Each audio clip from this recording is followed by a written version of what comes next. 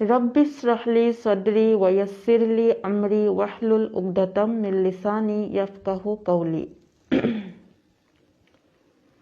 Allahumma salli ala Muhammadin wa ala ali Muhammadin kama sallaita ala Ibrahim wa ala ali Ibrahim innaka Hamidum Majid. Allahumma barik ala Muhammadin wa ala ali Muhammadin kama barakta ala Ibrahim wa ala ali Ibrahim innaka Hamidum Majid. Rabbi zidni ilma, Rabbi zidni ilma, Rabbi zidni ilma. Assalamu alaikum wa rahmatullahi wa barakatuh. আজি আমি সূরা ফাতিহাৰ নামকৰণ, ইয়াৰ অৱতীৰ্ণৰ সময়কাল, ইয়াৰ বিষয়বস্তু আৰু মূল বক্তব্যসমূহে কিছু কথা জানিবলৈ চেষ্টা কৰোঁ আহক। সূৰা আল ফাতিহাৰ নামকৰণ বিষয়বস্তুৰ পৰিপ্ৰেক্ষিতত এই সূৰাৰ নাম আল ফাতিহা ৰখা হৈছে, যাৰ দ্বাৰা কোনো বিষয়, গ্ৰন্থ অথবা কোনো কাম আৰম্ভ কৰা হয়। আৰবী ভাষাত তাকেই ফাতিহা বোলা হয়। ই ভূমিকা, পাতনি, আককথা আদিৰ সমৰ্থবোধক শব্দ। অৱতীৰ্ণৰ সময়কাল ই হজৰত মুহাম্মদ সাল্লাল্লাহু আলাইহি ৱাছাল্লামৰ নবী জীৱনৰ নিচেই সূচনা কালত অৱতীৰ্ণ হোৱা সূৰা। নিৰ্ভৰযোগ্য হাদিছৰ দ্বাৰা বৰ্ণনাত পোৱা যায় যে সম্পূৰ্ণ সূৰাৰ আকাৰত অৱতীৰ্ণ হোৱা ইয়ে সৰ্বপ্ৰথম সূৰা। ইয়াৰ আগতে কিছুমান খণ্ড খণ্ড আয়াত অৱতীৰ্ণ হৈছিল আৰু সেইবোৰ সূৰা আলাক, সূৰা মুজাম্মিল আৰু মুদাচ্ছিৰ আদিত সন্নিৱিষ্ট হৈছে। বিষয়বস্তু আৰু মূল বক্তব্য। সূৰা ফাতিহা আচলতে এটি প্ৰাৰ্থনাহে। আল্লাহ তাআলাই পবিত্ৰ কোৰাণ অধ্যয়ন কৰিবলৈ লোৱা প্ৰতিজন ব্যক্তিকে এই প্ৰাৰ্থনা শিকাই দিছে। ইয়াক পবিত্ৰ গ্ৰন্থৰ পাতনিতে স্থান দিয়াৰ উদ্দেশ্য হৈছে এই কথাৰ শিক্ষা দিয়ে যে এই মহান গ্ৰন্থৰ দ্বাৰা উপকৃত হ'বলৈ হ'লে সৰ্বপ্ৰথমে আল্লাহৰ ওচৰত প্ৰাৰ্থনা কৰিব লাগে। প্ৰকৃততে মানুহৰ অন্তৰত যিটো বস্তুৰ বাবে আকাংক্ষা বা অভিপ্ৰায় উদয় হয়, তেওঁ সেই বস্তুটোহে বিচাৰে আৰু তেওঁ প্ৰাৰ্থনাও ঠিক তেতিয়াই কৰে যেতিয়া তেওঁ নিঃসন্দেহে জানিব আৰু অনুভৱ কৰিব পাৰে যে তেওঁ যাৰ ওচৰত প্ৰাৰ্থনা কৰিছে উক্ত বস্তুটো তেওঁৰে হাতত নিষিদ্ধ আৰু তেওঁৰ মঞ্জুৰি অবিহনে সেয়া কেতিয়াও পোৱা নাযাব। গতিকে পবিত্ৰ কোৰাণৰ পাতনিতে এই প্ৰাৰ্থনাটো ৰাখি মানুহক যেন এই বুলি শিক্ষা দিয়া হৈছে যে তেওঁলোকে ইয়াক শুদ্ধ পথ অনুসন্ধান কৰাৰ উদ্দেশ্যে পঢ়িব। সত্য অনুসন্ধান কৰাৰ মানসিক প্ৰস্তুতি লৈহে পঢ়িব আৰু আল্লাহ তাআলাকে সকলো জ্ঞানৰ মূল উৎস বুলি মানি লয় তেওঁৰ ওচৰত পথ নিৰ্দেশ প্ৰাপ্তিৰ আশাত কোৰাণ অধ্যয়ন আৰম্ভ কৰিব। মই যিখিনি কথা ক'লো ইয়াৰ পৰা এটা কথা সুস্পষ্ট হৈ পৰিছে যে সূৰা ফাতিহা প্ৰকৃততে কোৰাণৰ ভূমিকা নহয়, বৰঞ্চ ই হৈছে প্ৰাৰ্থনা আৰু কোৰাণ হৈছে তাৰ বাস্তৱ উত্তৰ। প্ৰকৃততে সূৰা ফাতিহা মানুহৰ এটা প্ৰাৰ্থনা বিশেষ আৰু মূল কোৰাণ আল্লাহৰ তৰফৰ পৰা তাৰ জবাব মাত্ৰ। মানুহে এই বুলি প্ৰাৰ্থনা কৰিছে, হে আল্লাহ, আমাৰ প্ৰতিপালক, আমাক সত্য পথ দেখুওৱা। উত্তৰত আল্লাহ তাআলাই পবিত্ৰ কোৰাণ সম্পূৰ্ণৰূপে মানুহৰ সন্মুখত উপস্থাপন কৰি কয়, তোমালোকৰ প্ৰাৰ্থনা অনুযায়ী মোৰ তৰফৰ পৰা তোমালোকক এই জীৱন বিধান দান কৰা হ'ল। অৰ্থাৎ সূৰা ফাতিহাত আমি আল্লাহক দোৱা কৰিছোঁ যে আল্লাহ আমাক সহজ সৰল পথ দেখুওৱা আৰু আল্লাহে আমাক উত্তৰত কৈছে যে আমি আমাৰ সহজ সৰল পথ, আমাৰ এখন গাইড বুক বুলি ক'ব পাৰি কোৰাণখনক, আমি কেনেকৈ চলিব লাগে, কি কৰিব লাগে, কি কৰিব নালাগে, এই সকলোবোৰ আমাক কোৰাণখনতে আল্লাহে জনাই দিছে। আৰু আমাৰ কাৰণে এটা চিধা ৰাস্তা, যিটো আমি আল্লাহক সূৰা ফাতিহাত বিচাৰিছোঁ, দোৱা কৰিছোঁ, সেই গোটেইখিনি আমাক কোৰাণতে আল্লাহে দি দিছে। এতিয়া আহকচোন, সূৰা ফাতিহাত আমি আল্লাহক কি বিচাৰিছোঁ আৰু আল্লাহে আমাক উত্তৰত কি কৈছে, এইখিনি জানিবলৈ চেষ্টা কৰোঁ।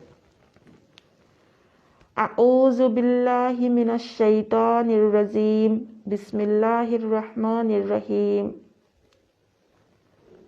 প্ৰশংসা কেৱল সমগ্ৰ বিশ্ব ব্ৰহ্মাণ্ডৰ প্ৰতিপালক ৰব আল্লাহৰ বাবে। প্ৰথমটো আয়াতত কোৱা হৈছে যে সকলোবোৰ প্ৰশংসা কেৱল আল্লাহৰ বাবে, যিজন পৰম কৰোণাময়, পৰম দয়ালু। কাৰণ আল্লাহতকৈ বেছি দয়ালু, পৰম কৰোণাময় আৰু কোনো নাই। কোৱা হয় যে সচৰাচৰ দেখা যায় যে এজনী মাকে তেওঁৰ সন্তানক কিমান মৰম কৰে, সন্তানৰ কাৰণে সকলো কামেই কৰি দিব পাৰে, নিজে নাখায়ো সন্তানক খুৱায় আৰু সকলো কষ্ট সন্তানৰ কাৰণে সহ্য কৰিব পাৰে। ইয়াত কোৱা হয় যে 70জনী মাকৰ সমান মৰম কেৱল আমাক আল্লাহেই কৰে। এজনী মাকৰ মৰমে কেনেকুৱা, তেনেকুৱা 70জনী মাকৰ মৰম আল্লাহে আমাক কৰে। কোৱা হৈছে যে আল্লাহ পৰম কৰোণাময়, পৰম দয়ালু, শেষ বিচাৰৰ দিনৰ মালিক। আমি সকলোৱে বিশ্বাস কৰোঁ যে আমাৰ এদিন বিচাৰ আছে, আমাৰ বিচাৰ হ'ব, কিয়ামতৰ দিনা সকলোকে একগোট কৰা হ'ব। যোনে যেনেকুৱা কৰ্ম কৰিছিলে সেই অনুযায়ী তেওঁলোকক পুৰস্কাৰ দিয়া হ'ব আৰু যোনে বেয়া কাম কৰিছে তাক শাস্তি দিয়া হ'ব। সেই দিনাৰ মালিক, সিদিনাখন যোনে বিচাৰ কৰিব, তেওঁ হ'ল আল্লাহ। সেইকাৰণে কোৱা হৈছে শেষ বিচাৰৰ দিনৰ মালিক।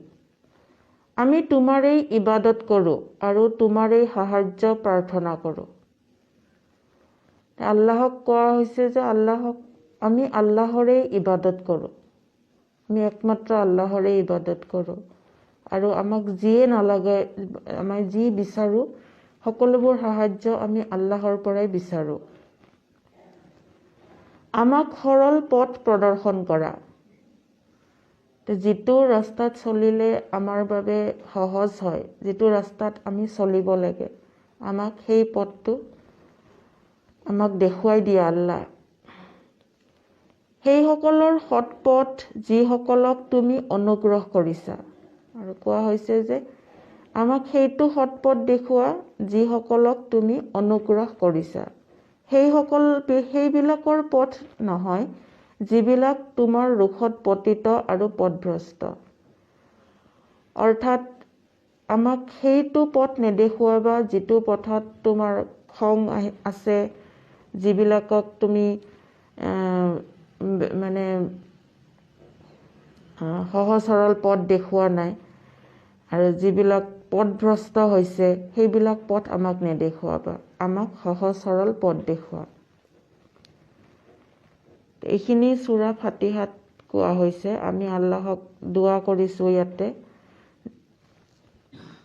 আল্লাহে তেওঁৰ বান্দাক সূৰা ফাতিহা এইকাৰণে শিকাই দিছে যাতে তেওঁৰ দাসসকলে প্ৰাৰ্থনা স্বৰূপে তেওঁৰ ওচৰত এই সূৰা পাঠ কৰে। সূৰা ফাতিহাটো আল্লাহে আমাক এইবাবেই শিকাই দিছে যাতে আমি আল্লাহক প্ৰাৰ্থনা কৰোঁ, তেওঁৰ ওচৰত এই সূৰা পাঠ কৰোঁ। আৰবী ভাষাত ৰব শব্দটো 3টা অৰ্থত ব্যৱহৃত হয়। 1 নম্বৰ হ'ল মালিক বা গৰাকী, 2 নম্বৰ হ'ল মুৰব্বী, প্ৰতিপালক, পৰ্যবেক্ষক আৰু সংৰক্ষণকাৰী, 3 নম্বৰ হ'ল শাসক, আইনদাতা, পৰিচালক আৰু ব্যৱস্থাপক। মুঠতে আল্লাহ তাআলা এই সকলো ফালৰ পৰা সমগ্ৰ সৃষ্টি জগতৰ ৰব বা প্ৰভু। ইবাদত শব্দটো আৰবী ভাষাত 3টা অৰ্থত ব্যৱহৃত হয়। 1 নম্বৰ পূজা উপাসনা, 2 নম্বৰ আনুগত্য আৰু আদেশ পালন, আৰু 3 নম্বৰ দাসত্ব বা গোলামী।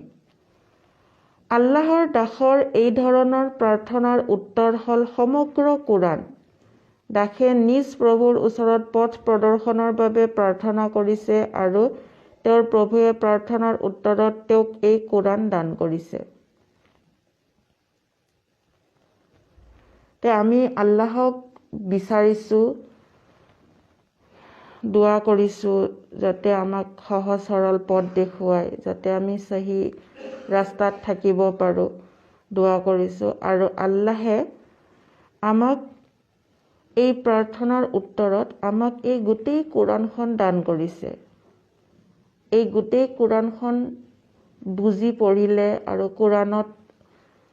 কোৰাণে আমাক যি ৰাস্তা দেখুৱাইছে সেই ৰাস্তাত যদি আমি চলোঁ, তেতিয়াহ'লে নিশ্চয় আমি সহজ সৰল পথত চলিব পাৰিম।